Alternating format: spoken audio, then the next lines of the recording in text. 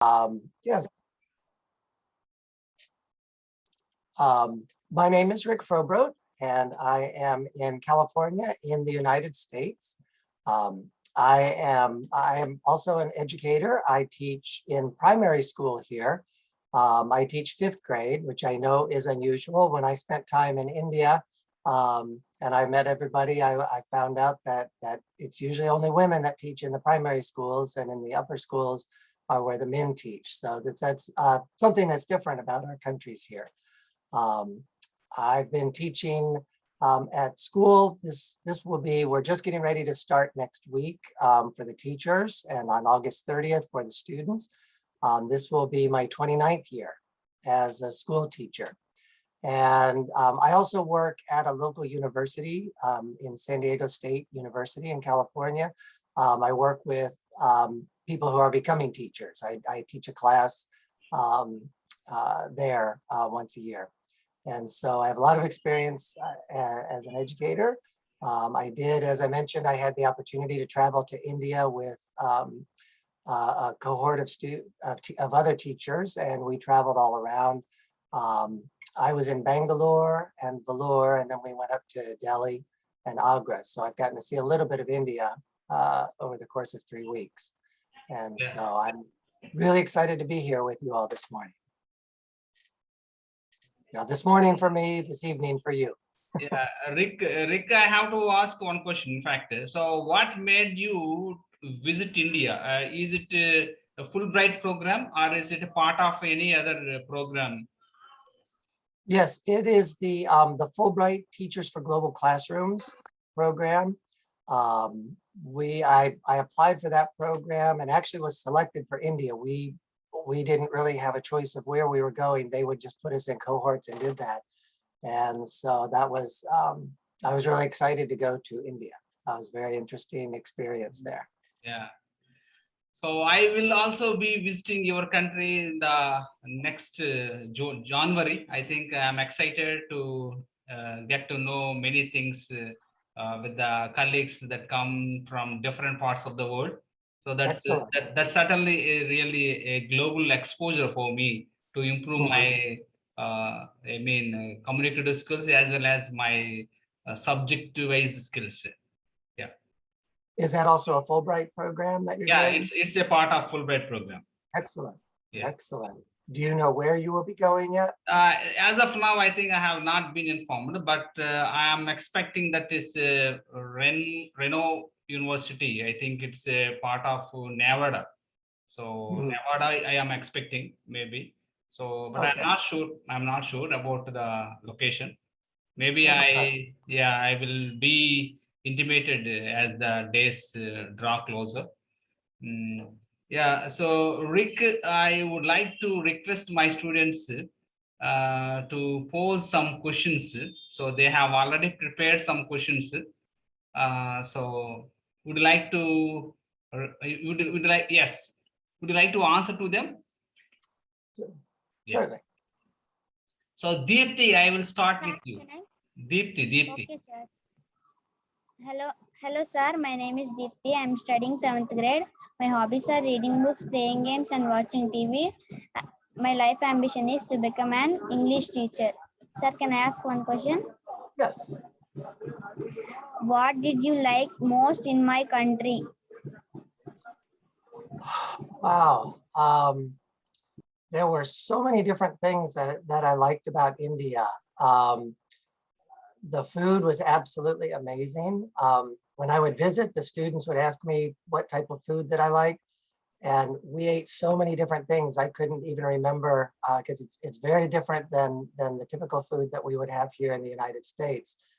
So I think the food was one thing that I was very impressed with. But also the respect as we'd walk around the schools. We were treated with such respect as educators, which is very different than here in the United States. So I appreciated the respect that we received and how welcome we felt everywhere that we went across India. That's food and respect are the two things that you carried away from India. So yes. The memory is always there, I think. Definitely. Yeah. definitely. So how long did it take for you to get adapted to the Indian food? Because Indian food is a spicy one. I think is way different from the food that you take in America. So how long did you take to get adapted to the food of India? Well, I actually like very spicy food. I live in Southern California. We're right on the border with Mexico. And so I travel into Mexico quite often. And so I'm used to eating spicy food there. In fact, many people in Mexico are surprised at how spicy the food is that I will eat. And so that was actually not really hard. I didn't find it too terribly spicy there. So it fit right in with what I like to eat. Mhm. Okay. So Ronit, are you there? Ronit.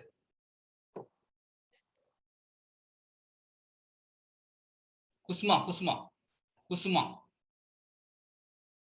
Yes, sir. I am there. So do you have any question?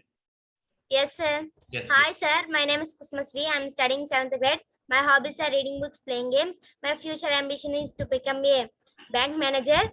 I will ask one question, sir. Yes, go ahead. What kind of memories you took away with you from India? Wow. There are so many things that I think about India.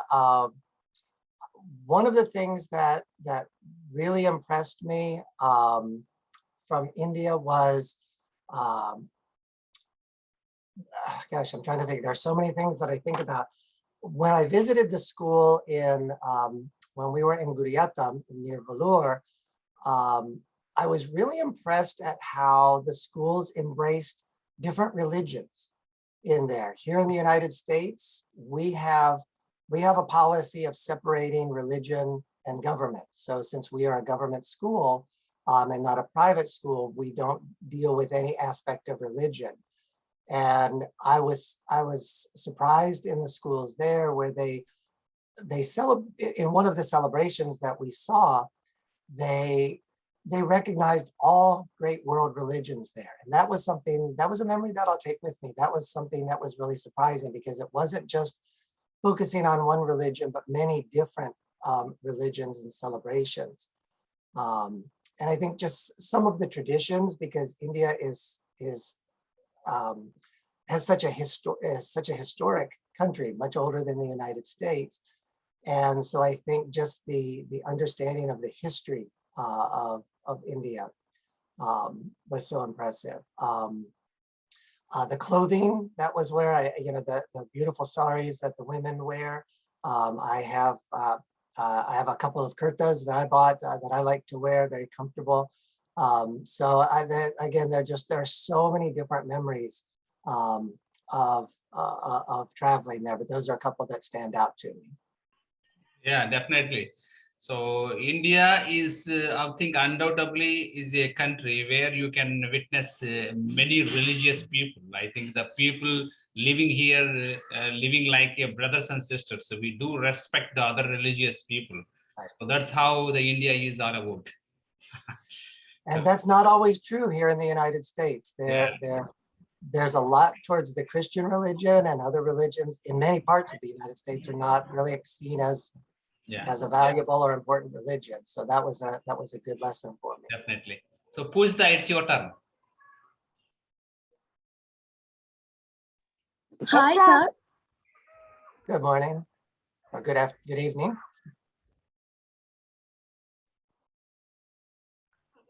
Hi, sir. Pujta, go ahead and ask the question.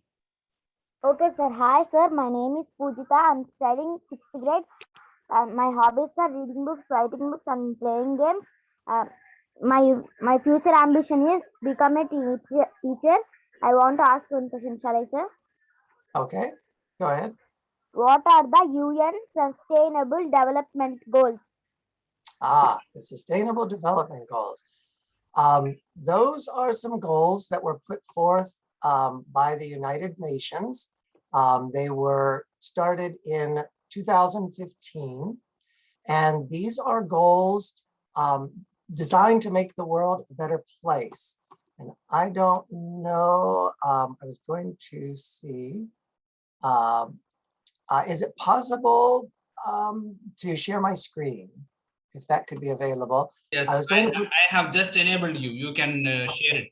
You can share it. Perfect. Okay, let me get the goals up here. But these are goals that are designed to make the world a better place, to help people understand the needs of the world, and to help people understand what needs to be done so that everybody has access to a better life. So okay, here we go. So, and I know if you're on a phone, these may not be as easy to see, but I wanted to give at least a little bit of a view so that you can see them. So there are 17 goals that are worked on by people all around the world. First one is no poverty, to eliminate the abject poverty. Zero hunger, which is a problem all around the world. Of course, number 3 is one that we're all dealing with right now, good health and well-being with the pandemic, with all the issues of COVID, along with the health issues are important there. Another one that's important to me is quality education, making sure that all boys and girls have access to schools. Gender equality is goal number 5, making sure that boys and girls, men and women are treated the same around the world. Another one that's really critical as our world grows bigger and bigger is clean water and sanitation. That is a problem for so many people around the world. And I believe, I can't remember if it was 1 or 2 years ago, I remember over in Chennai and in the Tamil Nadu area, there was a serious water shortage and they were having to train the water in. I was talking with colleagues there, teachers that I know. So that's a real challenge. Affordable and clean energy is number 7, decent work and economic growth. Number 8, infrastructure and industry, reduced inequalities, sustainable cities, responsible consumption and production. And then let me scroll up to the last ones. Climate action, as I'm certain you all have talked about, climate change is an important thing that's affecting our world. Life below land and life below water and life on land are 2 critical things. And then peace, justice, and strong institutions so that everybody has a safe place. And then the last one I think is so critical because it's everybody working together so that these goals are met. We do a lot of activities at my school where we create projects and work towards making things better. We're working on recycling. We're going to do some gardening this year in my class. We've done cleanups at the beach. So there are a lot of simple steps that each one of us can take that can make the world a better place. Yeah, and so definitely. those are why I'm really, they're really important to me, but they're also important to the world. Yeah. Pavitra, do you have any question still? Sir. Yes. Hello, sir. My Yes, name ma'am. is Pavitra. I am studying 7th grade. My hobbies are reading books, playing games, and watching TV. My life ambition is to become a software engineer. Can I ask one question, sir? Yes, go ahead. Would you mind telling us on climate change? Yes, climate change is something that happens because of car emissions from factories, things like that. And the pollution that goes into the air creates like a covering, like a blanket or a lid around the earth. And what that does is that prevents the heat from escaping. As you know, the sun warms up the earth, and then at nighttime, it cools down. Well, the climate change has affected that, and it's warming things up. And that's got a lot of different effects. For one thing, it causes the ocean sea level to rise. As water gets warmer, it expands and takes up more space. So areas along the coast will feel that more. And a lot of the island countries are feeling the sea level rise, even though it's been gradual and limited, it still is affecting us. And it also affects storms. That's why hurricanes and cyclones are even more dangerous. It rains in areas where it normally doesn't rain, and areas that do receive rain are not getting as much rain. So it's really affecting the entire Earth. So climate change has a major, major impact on the world. Yeah, definitely. Samira, it's your turn. Yes, sir. Hello, sir. Hello. My name is Samira Khanam. I am studying 7th grade. My hobby is reading books, playing games, and watching TV. My life ambition is to become a doctor. I want to ask a question. Yes, go ahead. Could you please suggest some ways to decrease gender equality in my country? I think one of the biggest limitations around the world I know is where girls are not allowed to go to school. And that's common in many countries around the world. And I think that's one of the first steps to creating gender equality, is giving girls the same access to education as boys. I learned an interesting fact years ago that said that if a girl receives up through a grade 5 education, that when she is older and has children, her children are more likely to survive. They're twice as likely to survive. And the reason is that women are generally the ones that raise the children and are much more invested. Whereas men tend to think more only about themselves, the women are the ones that think about the children and their families as a whole. So education is probably the single biggest factor in creating gender equality across the world. Yeah, absolutely. So, in the olden era in India, I think the parents' attitude was like the women need not be educated, and so the women are meant for doing the domestic chores or household related activities. So men are the only people who need to be educated. That's the way of thinking in the olden era of India.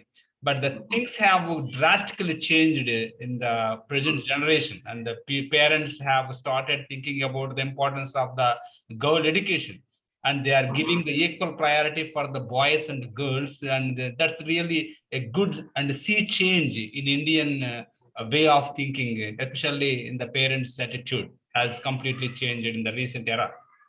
And I think around the world, I'm noticing those changes. In Mexico, the same thing. The girls would often stay home from school to help take care of younger brothers and sisters.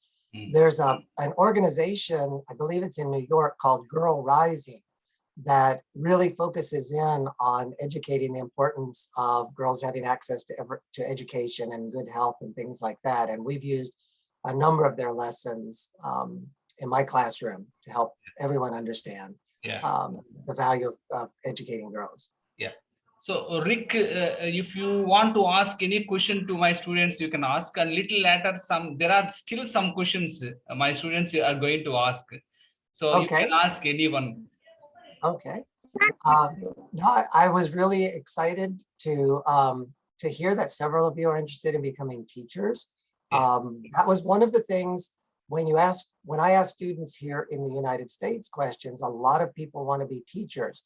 When I visited different classrooms in schools, I can't remember one person that said they wanted to be teacher. They wanted to be doctors, engineers were the biggest things. So I'm really excited that some of you want to be teachers. That's so important. I've been teaching for many, many years and love teaching. And so that's really good. One thing I'm interested in finding out from you, because as we know right now, you all are not in school, you're at home and trying to become receive your education at home. I taught online for a year, and as a teacher, it can be very challenging. And as a student, it can be challenging. But I also learned some positive things about myself and my teaching. And so I'm curious from you all, what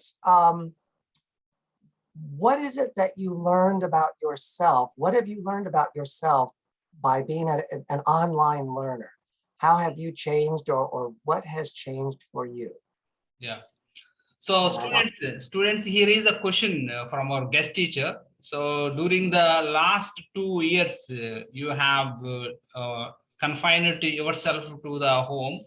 So some of you, in fact, completely switched to homes, and some of you are staying in some other areas. So during the 2 years, what change you have observed in you? And so you have to share something with our guest teacher. Would you like to share something? So Samira or anyone, Kusma. So what changes you have observed during these 2 years? Unprecedented situation actually prevailed because nobody expected this kind of situation ever in our life, even as a teacher, me also. So would you like to share what kind of things you have observed during these 2 years? So who is going to answer to this question? So Samira, would you like to share just a few words? So what kind of experience you had during this 1 or 2 years pandemic period? It's a so big situation in this COVID-19. Okay, and yes, how did you attend the classes? Did you attend the classes online or in part? What was your experience? In sixth class, I attended 2 months only to school. After they they didn't open the school, they closed the schools. Hmm. After now open on August 16. Hmm.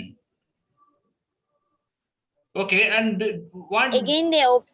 Yeah. So yes, you are saying that switch on and off. I think some days schools were closed and some days they kept open for the students. So when the schools were closed, did you enjoy the online teaching and just like in-person teaching? Because there is a lot of difference between the online teaching and in-person teaching. So which mode of teaching you like? So online or in person? In school only will be nice. Why? Because we can ask the questions to ma'am. In online means they will mute our microphones. We can't talk also. Yeah. So that's one of the challenges, Rick. In fact, it's a really tough task for the teachers to teach the students. And unless they mute their Yes. microphones, if everybody start asking the questions, I think they can't carry on the teaching. So there are many limitations as Yes. far as the online sessions are concerned. Yes, sir. Good, thank you. Yeah. So Purvika, would you like to ask any question? Yes, sir. Yes. Purvika, ask. Hi, sir. My name is Purvika. I'm studying 8th class. My hobbies are reading books and playing games, watching TV. My life ambition is doctor. Can I ask one question, sir? Yes, go ahead. What subjects do you teach at your school? Great question. Because I teach in primary school, I teach every subject. So I teach the language arts, which is reading and writing. I teach maths, so I have that. We also do science, social studies. And my school is a little different than many of the other schools because we are a STEAM magnet school, and STEAM stands for the science, technology, engineering, arts, and maths. And so we do a lot of projects at our school, a lot of project-based learning, where the students will design and build and create things that might be something fun like a game that they create, or we might create solutions to water, not having clean water. That's one of the projects that we do. We create solutions for environmental issues like water pollution and land pollution. So I teach every subject for my students. Yeah. So Nagalakshmi, do you have any question? Yes, sir. Hello, sir. Hello. My name is Nagalakshmi. My hobbies are reading books and playing games. My future ambition is to become an English teacher. Can I ask one question, sir? Yes, go ahead. Suggest some ways to improve my communicative skills. Ways to improve communication skills. That's a great question because communication is so important. Being able to have a conversation or to have a discussion with somebody about important topics. And the best way to improve the communication skills is to practice. In my classroom, we do lots of presentations and the students don't like presenting in front of each other. They always feel embarrassed to do that. But it's so important. I always laugh because I know of teachers who talk in front of students every day, but it's almost impossible for some teachers to speak in front of other teachers. They're very embarrassed or very withdrawn and shy. And so the best thing that you can do is just to be able to practice speaking, just like many of you are doing now. You're sharing with the whole group and you're speaking and you're asking. And so practice is the most important way. One of the other things, because I've noticed a lot of you, your hobbies are reading. That's so important. As a child, I was not one that liked to read. And now I read lots and lots of different things to become educated about subjects. And so through reading and knowledge, that's a great way to enhance your understanding and to be able to speak intelligently to others. But the best thing, just practice, practice, practice. Yeah, Sai Nagasri. Thank you, sir. Sai You're Nagasri, do you have any question? So Romanit, Sir, can I ask? yes, Sir, can I Yes, ask? sir. Romanit. Hello, sir. Hello, sir. My Good name is morning. Ronit. Can I ask a question, sir? Yes, go ahead. How can we eliminate poverty in this world? Wow, that's such a great question and such a hard one. In some ways, it's hard to answer, but in other ways, there's very easy, simple solutions. The poverty is caused by a lot of different factors. One thing is access to education. The families that don't have access to education then don't have access to quality jobs. The second one is greed. We talk about this a lot. The businesses and the individuals that become multimillionaires and multi-billionaires, they hold on to their wealth. And I think teaching people to share what they have is one of the most important things. But education, I think, is probably the single biggest factor in eliminating poverty. Because once you have access to the jobs, then you have access to being able to provide for your family. But that's a really great question. It's something so important for our world. Yeah. So thank you for asking that one. Sai Nagasri. Sai Nagasri. Sir, can I ask one question? Let the Go girl. ahead. Let the girl ask. Yeah, Sai Nagasri, go ahead and ask the question. Hi, sir. My name is Sai Nagasri. I am studying 6th grade. My hobbies are reading books, playing games, and watching TV.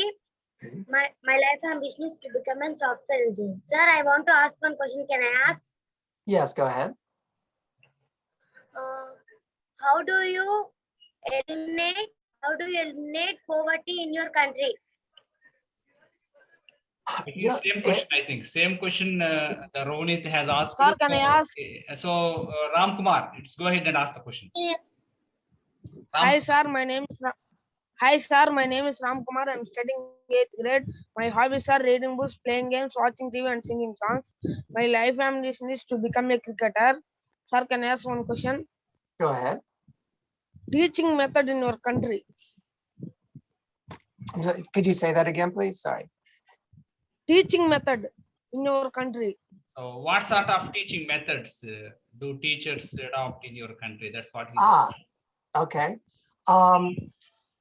It's really interesting. As I've traveled to different countries, there's a lot of similarities in the way that we teach.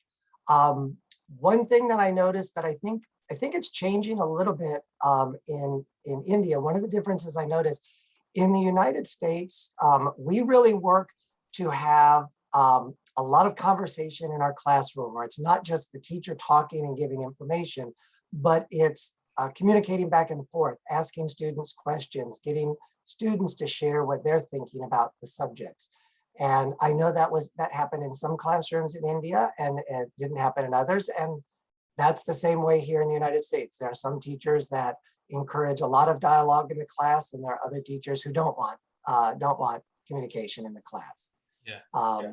So it's, and the other thing I like is hands-on education, being able to put your hands and create and build and do things like that. Yeah. So thank you. Great question. Yeah, students, Sir, you have Moshahid, ask a question, please. Hello, sir. Hello. My name is Mushad Khan. I am studying 7th grade. My hobbies are reading books and playing games and watching TV. My life ambition is to become a doctor. I want to ask one question, sir. Okay, go ahead. How can we achieve 17 goals of UN? How can you use those goals? Was that your question? I think when I work with my students and we talk about the goals, I find out what is in the student's heart. What is it that you feel most important, is most important to you? And for many of you, I know a number of you have said you're interested in becoming doctors. So good health and well-being is part of that. So that's a goal that you could work on. And as you probably know, clean water is so important for health. So those are tied together, as well as education. So I encourage my students to explore the goals, read them, look at them and see what interests them, and then figure out what they can do to make a difference. Yeah, Praveen, it's your turn. Hello, sir. Hello. My name is Praveen Kumar. I am studying in 7th grade. My hobbies are reading books, playing games, and watching TV. I will become a police. I will ask you one question, sir. Go ahead. How can we achieve zero hunger? That's a great and important question. And I think one of the biggest things is really, it goes down to sharing food and planting wisely. We do a study in my class. One of our units of study talks about corn production, and so much of corn production here in the United States has been going towards fuels instead of for food. So I think a lot of it is based on how do we use what we can grow widely, because we can grow enough food around the world for people, but it's just being able to provide the access and make it available to everyone. So very important question. Yeah, Rick, so do we have any questions? I think we have only 3 minutes time is left. So can anybody want to? Yes, Manaka. Hi, sir. My name is Menka. I am studying 8th grade. My hobbies are reading books, playing games, and watching TV. Can I ask one question, sir? Go ahead. What did you like most in my country? I think meeting so many different people and being so welcomed by everyone, because wherever we went, we visited some areas where Americans had never visited before. And so we had an opportunity to meet a lot of people. And one of the other things that also goes back to some of my memories, I learned how to play or watched how to play the game Coco. And so every year I teach my students how to play Coco, and they love it. So I bring a bit of India back to my classroom. I also had the opportunity to play cricket. I still don't understand it. It's a fun game to participate in, but I still don't understand all the rules. It's kind of probably like watching American football for us. If you don't grow up with it, it's hard to understand. So thank you so much, Rick, for sparing your valuable time. And we enjoyed this session. and we have learned many interesting facts about my country through you as a guest, and many more inputs on sustainable development of UN, United Nations.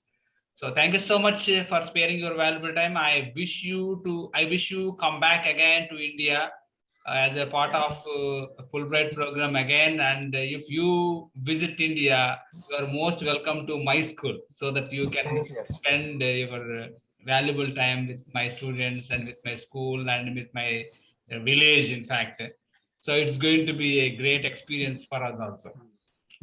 Thank you. I would love to come back. I recently took a class on meditation, and one of our teachers is a woman who's from Bangalore. She grew up in Bangalore, is now living in the United States.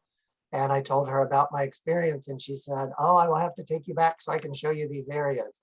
And so my wife definitely, she's always wanted to go to India as well. So I'm hopeful once COVID settles down and we're back into a healthier world that we can travel again. I would definitely love to come visit your school and come meet you all in person. And hopefully we might even be able to connect online again too. We'll definitely be in touch. Yeah, definitely. Thank you so much again one more time, and have a great day. Students, say bye to our guest teacher. Bye, sir. It was a pleasure to talk with you all. Thank you so Bye, much. sir. Okay. Okay. Bye now. Bye, sir.